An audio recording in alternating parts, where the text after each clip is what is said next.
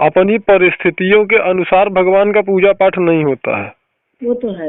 पहली बात तो ये ध्यान दीजिएगा, उनका जो नियम अगर जैसे आज तक आपने किया उसका अगर कोई परिणाम आपको मिला नहीं मिला। क्यों नहीं मिला? उसका कारण यही है कि आपने उसको अपनी परिस्थिति के अनुसार किया है। कभी कोई आ गया होगा तो आपने पूजा पाठ नहीं किया होगा, कभी आपका थोड़ा सा तबीयत नरम रहा होगा तो आपने पूजा पाठ नहीं किया होगा। बात समझिए। पूजा पाठ तो मैं रोज करती हूँ, तबियत खराब रहेगा तो भी करती हूँ, लेकिन क्या अभी अगर मेहमान आ गया तो आगे पीछे होएगा तो चलेगा क्या? नहीं, वही मैं आपको बता रहा हूँ। बात तो सुनिए भाई, आपने जैसे बताया ना कि जैसे कोई मेहमान इत्यादि आगे नहीं हो पाया, तो ये सारी चीजें हमारी जो है मतलब अगर हम कोई अनुष्ठान करते हैं, किसी विशेष प्रकार के अनुष्ठान को करते हैं अपनी खास करके सभी प्रकार की समस्याओं का समाधान करने के लिए, तो उसमें फिर हमको मतलब बाध्य हम होते हैं। संकल्प का मतलब होता है कि हमें फिर वो करना ही है, चाहे मेहमान आ जाए, चाहे हमारी कोई समस्या है, अगर हम जीवित हैं, हमारी सांसें चल रही हैं, हमारे तन में प्राण है, तो हमें वो करना है। उसमें हम कोई कंडीशन नहीं लगा सकते हैं कि हम ये नहीं करेंगे। ठीक है। अब वही अगर आप पुरस्चरण कर रही हैं, ध्यान दीजिएगा, अगर आप पुरस्चरण कर रही हैं, उसको सिद्ध ही करना है आपको, तो फिर अगर कभी ऐसा हो जाता है, कोई रेयर समस्या आ जाती है जहाँ पे जिसमें कि आपको कहीं जाना पड़ गया, अगर आपके न जाने से समस्याएं आ सकती हैं, जाना पड़ गया मान लीजिए, तो आप नहीं करती हैं तो चलता है। लेकिन अगर खास करके आप अपनी समस्या के समाधान के लिए कर रही हैं, ऐसा संकल्प करके कर रही हैं, तो फिर तो आपको जो है हर हाल में करना ही होगा। बात समझिए आप? उसमें फिर त्रुटि आप नहीं कर सकती। इसके लिए पूछ रही हूँ पूरा कि मतलब क्या जैसा कोई मेहमान आ गया तो हम करके ही उठना है अपने को। भाई आप पूछेंगी क्या? मैं तो स्वयं आपको कॉल करके सब बता रहा हूँ ना, इसीलिए ना मैंने कॉल किया है। भाई मैं समय दे रहा हूँ आपको तो इसीलिए दे रहा हूँ ना, ताकि कोई ऐसा गलत आप न करे जिससे कि आपको भी जो है उसका वो दंड भुगतना पड़े, साथ में हमें भी, क्योंकि मैं ना आपको बता रहा हूँ ये करने के लिए। और पंडित जी एक बात और कि जो आप बोले ना अंगूठी के जितना मूर्ति, अंगूठे के जितना तो मूर्ति नहीं मिलेगा, बड़ा ही मिलेगा। भाई अंगूठे का मतलब है कि आपका हथेली से पूरा अंगूठा जो हो गया। अच्छा, हथेली से। अच्छा उतना मिलेगा।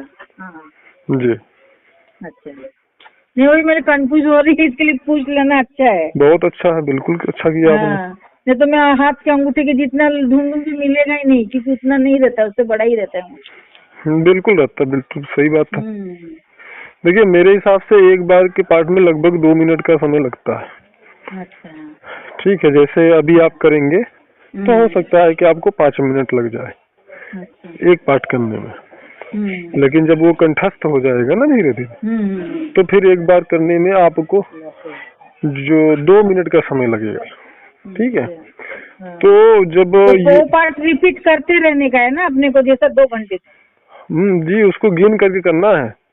अच्छा, रिपीट करते ही रहेगा। हाँ, उसको गिन के करना है। गिन के कितना बार? अगर जैसे आज आपने पाठ किया 100 पाठ, तो वो गिन के फिर कल 100 पाठ, कल भी 100 ही पाठ करना है, 99 नहीं होगा।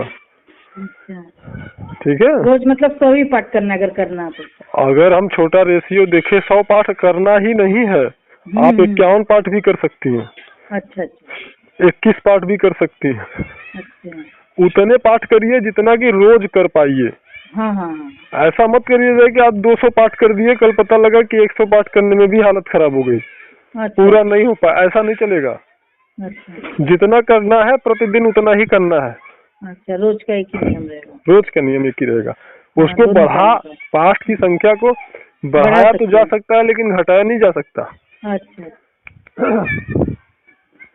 ये बहुत ही पावरफुल स्तोत्र का पाठ मैंने आपको बताया है, और अगर आपने पूरी विधि विधान से इसको कर लिया संयम के साथ में, तो आपकी कोई भी समस्या बाकी नहीं रहेगी। ये ध्यान दीजिएगा, कुछ भी बचेगा नहीं, सब आपकी समस्याओं का समाधान हो जाएगा। और अगर करती रहेंगी तो फिर कभी इस प्रकार की दिक्कतें आपको नहीं आएंगी। समझ गए बात? और कोई जानकारी चाहिए तो बताइए। मुझे ऐसा लगेगा तो मैं आपको फोन करके पूछती रहूंगी। एक ठो डायरी अपना रख लीजिए, प्रतिदिन का डेट डाल के आपने कितना पाठ किया है उसमें नोट करते जाइए। ठीक है।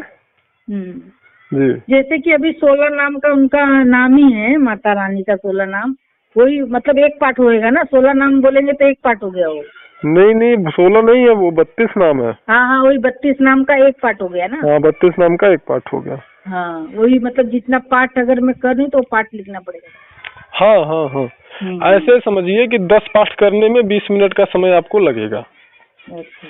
देखिए, जब कंठस्थ हो जाएगा तब। वही अगर कंठस्थ नहीं है, अभी आप शुरुआती का आप कर रहे हो, तो फिर आपको 10 पाठ करने में 5 मिनट एक पाठ का लगेगा। अगर 5 मिनट एक पाठ का लगेगा तो आपका 50 मिनट लगेगा 10 पाठ में। ठीक है ना? तो बस आप अभी कम संख्या से ही मैं करूंगी, जैसे तो मेरे को कंठस्थ होगा वैसा बढ़ाऊंगी। तो शुरुआत आपको जो है 11 पाठ से करना है। अच्छा।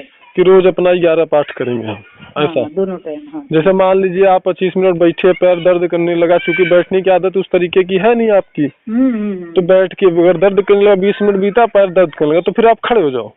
अरे पंडित जी, और एक बात और पूछने का था। मैं कुर्सी पे बैठ के करती हूँ तो मेरा एक पैर नीचे रहता है और एक घड़ी मारी रहती है, मतलब पलटती एक पैर। नहीं, तो कुर्सी पे नहीं बैठना है। अच्छा, नीचे ही बैठना है? मैं बोल रहा हूँ ना आपको, आसन पर ही बैठना है। हमने उस दिन आपसे जब ये पूछा था कि आप आसन रख के कुर्सी पे बैठती हूँ, वो मैं बोलना चाहती हूँ। नहीं, आसन पर बैठना है, यानी भूमि पर, कुर्सी पे नहीं बैठना है। अच्छा। और माता रानी चाहेंगी तो आप बहुत ही अच्छे से भूमि पे बैठ पाएंगी। ये जो भूमि पे बैठने की समस्या है ना आपकी, इस अनुष्ठान में ये समस्या भी अगर खत्म नहीं हो जाएगी तो आप कहना। फिर आप कहोगी ना कि गुरुजी हम तो अब 2-2 घंटे बैठ रहे हैं। ऐसे आशीर्वाद रहे, बस आशीर्वाद माता रानी की रहेगी। आप जितना, ये समझ लीजिए, जितना आप मतलब खुद को जितना दुख देंगी, आप खुद को, अपने शरीर को जितना तकलीफ देंगी, ये समझिएगा कि आप उतना ही माता आदिशक्ति के करीब जा रही हैं। इससे ज्यादा कुछ नहीं कहेंगे। और ये पूरा होते होते आप अपने जुबान से बोलोगे कि गुरुजी अब मैं घंटों बैठ जाती हूँ, मुझे कोई दिक्कत नहीं होती। ठीक है? क्योंकि ऐसे लोगों के अनुभव पड़े हुए हैं, आप देखिएगा चैनल पे, जो कि 50-50, 55-55 साल की महिलाएं हैं और वो बैठ नहीं पाती थी पहले, अब बड़े आराम से वो बैठ रही है। ठीक है? तो ये आदिशक्ति की कृपा महिलाओं पे बड़ी जल्दी से होती है, बस थोड़ा सा आपको तकलीफ उठाना होता है, बस। ठीक है? और किसी गुरु या मार्गदर्शक के मार्गदर्शन में साधना करना होता है। समझ गई ना आप? और कुछ पूछना है? और कुछ नहीं। आसन पे लाल कपड़ा बिछाइएगा और जहाँ पे उनकी मूर्ति इत्यादि स्थापित करिएगा, वहाँ भगवान गणेश की और एक भगवान शिव की मूर्ति भी रखिएगा, और उस लकड़ी या बाजोट या मंदिर पे वहाँ पे लाल कपड़ा प्रयास करिएगा, बिछाइएगा। ठीक है? तो इस प्रकार से आपको साधना करना। दीपक आप तिल का, घी का भी लगा सकती हैं अपने सामर्थ्य अनुसार। भोग आप अपने सामर्थ्य अनुसार लगा सकती हैं। ठीक है? और मुँह चाहे आपका पूरब हो चाहे जो है उत्तर हो, दोनों चलेगा। खास करके समस्याओं के समाधान के लिए अगर आप कर रहे हैं तो उत्तर की तरफ करिए। अगर पुरस्चरण कर रही है तो फिर आप पूरब की तरफ करिए। ठीक है? और अगर आपके मान लीजिए परिस्थिति अनुसार घर में कोई प्रॉब्लम है, पूरब तरफ नहीं हो पा रहा है, या ऐसे स्थान पे आपका पूजा स्थान है या पूजा घर है, तो फिर आप किसी भी, चाहे पूरब बैठिए चाहे उत्तर बैठिए, तो अब कोई दिक्कत नहीं। ठीक है ना? जी। और फिर अगर कोई जानकारी रहेगी, कुछ अगर आपको पूछना रहेगा, तो आप दिन में 12 और 1 के बीच में कॉल कर सकते हैं। अच्छा।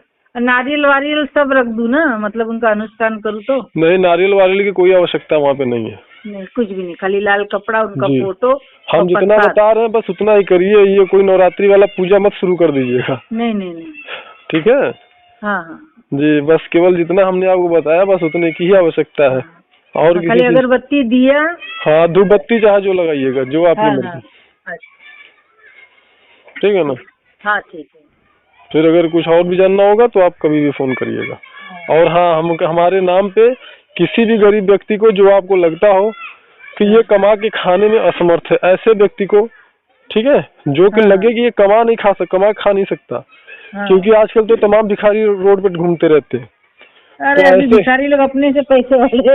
हाँ, तो ऐसे किसी व्यक्ति को मत दीजिएगा जो कि लगे कि नहीं ये कमा के खा सकता है। ऐसे व्यक्ति को आप हमारे नाम से 101 रुपए दीजिएगा। गुरु जी के नाम पे मैं दे रही हूँ, मैं उनको गुरु मानती हूँ। और ऐसे व्यक्ति को जो थोड़ा अपाहिज हो, अंधा हो, जो कमा के खाने में असमर्थ हो, ऐसे